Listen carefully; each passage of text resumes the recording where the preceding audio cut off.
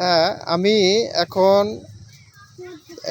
দিনাজপুর জেলার এটা কাউগা বলে, কাউগা ব্রিজের পাশে একটা গ্রাম্য পরিবেশে আসছি।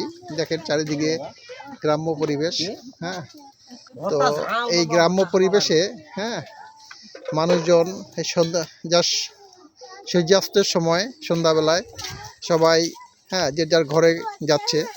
এবং এখানে দেখেন আমার এক বোন, সে পিঠা বানাচ্ছে।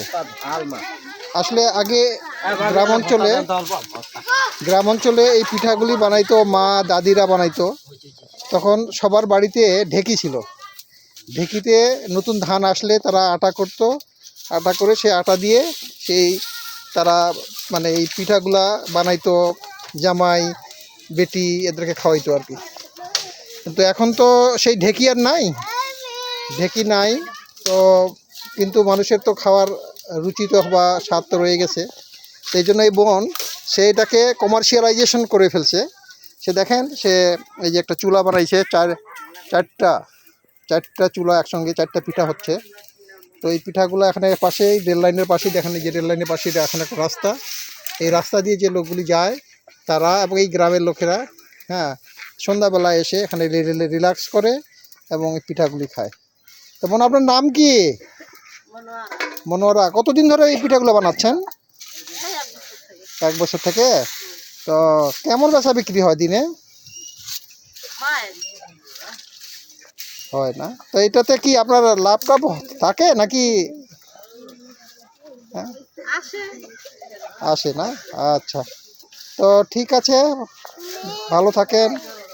আপনাদের এই ঐতিহ্য বজায় থাকুক, গ্রাম বাংলার মানুষ এই পিঠাগুলো খাক। এই যে পিঠা খাওয়ার জন্য অনেকে এখানে আসে, লাইন ধরে অপেক্ষা করতেছে।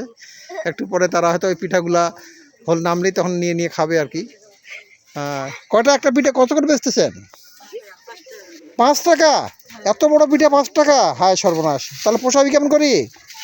হ্যাঁ, আমার তো ঢাকাতে এত ছোটো পিঠা 10 টাকা নেয়, কখনো কখনো 20 টাকা নেয়। এই পিঠার সাথে কি ভর্তা ভাতি দেবেন না? কিসের ভর্তা? কই ভর্তাগুলো দেখো না, দেখো। এই যে ভর্তা, সে দেখেন কি সুন্দর ভর্তা বানাইছে। হ্যাঁ, আচ্ছা। তো আপনারা কি এই যে আপনাকে ইয়ে খাওয়ার জন্য, পিঠা খাওয়ার জন্য আসছেন?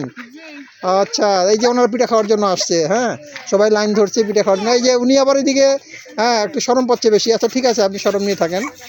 তো ঠিক আছে, ভালো থাকেন, আপনার ব্যবসা আল্লাহ বরকত দেখ।